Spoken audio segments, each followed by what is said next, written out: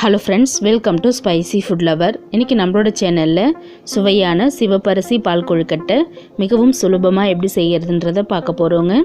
நம்ம கையால் கொழுக்கட்டை எதுவும் உருட்ட போகிறதில்ல. முறுக்கச்சி வச்சு ரொம்பவும் ஈஸியாக 10 நிமிஷத்தில் இந்த பால் கொழுக்கட்டை எப்படி செய்யலான்னு பார்க்கலாம். ஒரு அடிகனமான பாத்திரம் எடுத்துக்கலாம். ஸ்டவ் ஆன் பண்ணிவிட்டு பால் 3/4 லிட்டர் அளவு இதில் சேர்த்துக்கலாங்க. பால் சேர்த்துட்டு இது கூடவே ஒரு 1/4 லிட்டர் அளவுக்கு தண்ணி சேர்த்துக்கலாம். வெறும் பால் மட்டும் வச்சு செய்யக்கூடாது, அதனால் தண்ணி ஒரு 1/4 லிட்டர் சேர்த்துட்டு நம்ம அடுப்பை மீடியம் ஃப்ளேமில் வச்சிடலாம். அடுத்ததாக கொழுக்கட்டைக்கு மாவு பிசைகிறதுக்கு பார்த்திங்கன்னா சுடு தண்ணி எடுத்துக்கலாம். ஒரு 1 லிட்டர் அளவு தண்ணியை ஒரு 1/2 ஸ்பூன் உப்பு சேர்த்து கொதிக்க விட்டுருக்கேங்க.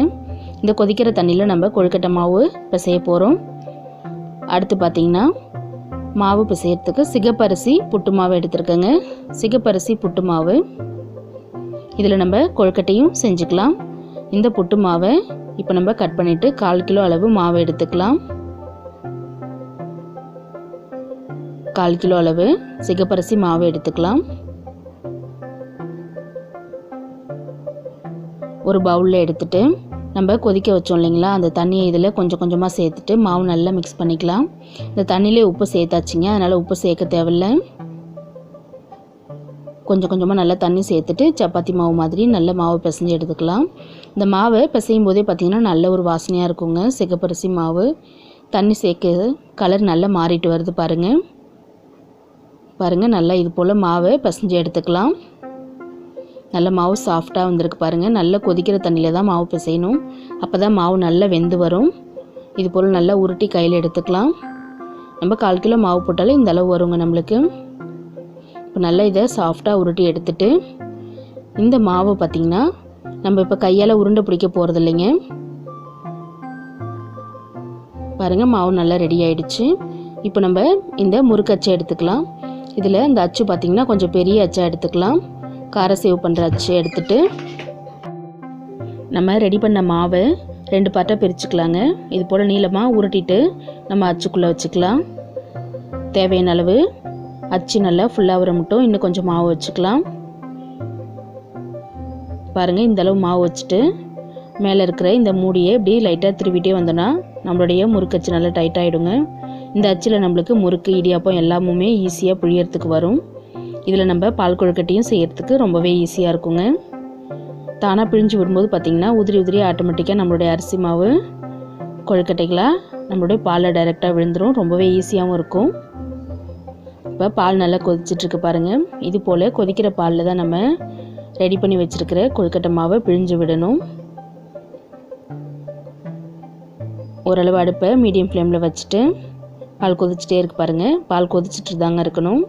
இப்போ நம்ம அச்சு அப்படியே பிழிஞ்சு விட ஆரம்பிக்கலாம். முறுக்கு மாதிரி நீட்டாக வந்து விழுது பாருங்கள். தானாக கட்டாகி விழுந்துருங்க, அதனால் ஒன்றோட ஒன்று பிரிஞ்சு வந்துடும். வேகும்போது பார்த்திங்கனாலே தெரியும் பாருங்கள். ஃபஸ்ட்டு அச்சு எடுத்து பிழிஞ்சு எடுத்தாச்சு. மீதி இருக்கிற மாவையும் இதே மாதிரி நீளவாக்கில் உருட்டிட்டு நம்ம அச்சுக்குள்ளே வச்சிடலாம். ரொம்பவே சுலபமாக இருக்குங்க. நம்மளுக்கு ஒரு 2 மினிட்ஸ் போதும். நம்ம உருண்டையாக உருட்டணும் அப்படின்னா ரொம்ப நேரம் டைம் ஆகுங்க. இப்போ 2 பார்ட்டில் மாவும் காலி ஆகிடுச்சு. நம்ம இதையும் பாலில் இதே மாதிரி புழிஞ்சு விட்டுட்டோன்னா சூப்பராக வெந்துடும் நம்மளோட பால் கொழுக்கட்டை. அடுத்த பேட்சும் இதே மாதிரி நம்ம பிழிஞ்சு விட்டுடலாம். நம்மளுக்கு ஒரு 10 நிமிஷத்துலேயே பாலை கொதிக்க வச்சுட்டு இந்த மாவு ரெடி பண்ணுற டைம் தாங்க. பிழிஞ்சு விட்டோன்னா அடுத்த 5 நிமிஷத்தெல்லாம் கொழுக்கட்டை சூப்பராக வெந்துடும். இந்த மாதிரி எல்லாத்தையுமே பிழிஞ்சு விட்டுடலாம். மெதுவாக ஒரு தடவை கலந்து விட்டுக்கலாம். பாருங்கள், பிழிஞ்சு விட்டோடனே ரொம்ப கிண்டுனிங்கன்னா மாவெல்லாம் உடஞ்சி போயிடும். மெதுவாக ஒரு தடவை கலந்து விட்டுடலாம். கொதித்து வரும்போது சீக்கிரமாகவே மாவு வெந்துடும் இந்த கொழுக்கட்டை எல்லாமும். இப்போ மீடியம் ஃப்ளேமில் நல்லா கொதிக்க விட்டுடலாம். இதுக்கு ஒரு 1/4 டீஸ்பூன் அளவு உப்பு சேர்த்துக்கலாம் நம்ம. அடுத்ததான் சர்க்கரை பார்த்திங்கன்னா ஒரு 10 ஸ்பூன் அளவு எடுத்துருக்குங்க. நம்ம இதில் தேங்காய் பாலும் சேர்ப்போம், அதனால் சர்க்கரை கொஞ்சம் கம்மியாகவே சேர்த்துக்கலாம். சர்க்கரை சேர்த்துட்டு இப்போ கொழுக்கட்டை நல்லா வேகட்டும். ஒரு 1/4 டீஸ்பூன் அளவு ஏலக்காய் பொடி சேர்த்துக்கலாம். நம்ம ஸ்வீட் எல்லாத்துக்குமே ஏலக்காய் சேர்த்ததாங்க நல்லாயிருக்கும். ஏலக்காய் பொடி சேர்த்துட்டு மெதுவாக ஒரு தடவை கலந்து விட்டுடலாம். கொழுக்கட்டை நல்லா வேக ஆரம்பித்தோடனே உங்களுக்கு கரையாதுங்க. இப்போ நல்லா சர்க்கரை ஏலக்காய் இந்த உப்பெல்லாம் நம்மளுக்கு சர்க்கரை நல்லா தூக்கி கொடுக்கும். கொதிக்கட்டும். நல்லா கொதி வருது பாருங்கள். இது போல் கொதிக்கும்போது நம்மளுடைய சேர்த்த கொழுக்கட்டை எல்லாமே சூப்பராக வெந்துடும். தனித்தனியாக நீட்டாக உடஞ்சி வந்துடும். நம்ம கையால் நீட்டாக உருட்டி போட்ட மாதிரியே இருக்குங்க. ரொம்பவே சூப்பராக இருக்கும். இப்போ நம்ம பால் பிழிய போகிறோம். ஒரு தேங்காய் எடுத்து உடச்சி எடுத்துக்கலாம். நல்லா ஃப்ரெஷ்ஷான தேங்காவை எடுத்துக்கோங்க. பாருங்கள், இந்த 2 மூடி தேங்காயும் நம்ம இப்போ துருவி எடுத்துக்கலாம். துருவின தேங்காயை ஒரு மிக்ஸி ஜாரில் சேர்த்துக்கலாம். 2 மூடி தேங்காயும் மிக்ஸி ஜாரில் சேர்த்துட்டு இப்போது தேவையான அளவு தண்ணி சேர்த்துக்கலாம். 6 லிட்டர் அளவு தண்ணி சேர்த்து நல்லா அரைச்சி எடுத்துடலாம். தேங்காய் பாலை நல்லா வடிகட்டி எடுத்துக்கலாம். நல்லா பிழிஞ்சு எடுத்துக்கோங்க. மேலே இந்த சக்கையில் இருக்கிற எல்லா பாலையும். இது போல் ஃப்ரெஷ்ஷான தேங்காய் பால் சேர்க்கும்போது ரொம்பவே சூப்பராக இருக்குங்க. உடம்புக்கு ரொம்ப நல்லது. குழந்தைங்களும் ரொம்பவே விரும்பி சாப்பிடுவாங்க. நம்மளோட தேங்காய் பால் ரெடி ஆகிடுச்சு. அதுக்குள்ளே பார்த்திங்கன்னா கொழுக்கட்டைலாம் நல்லா வெந்துடுச்சு.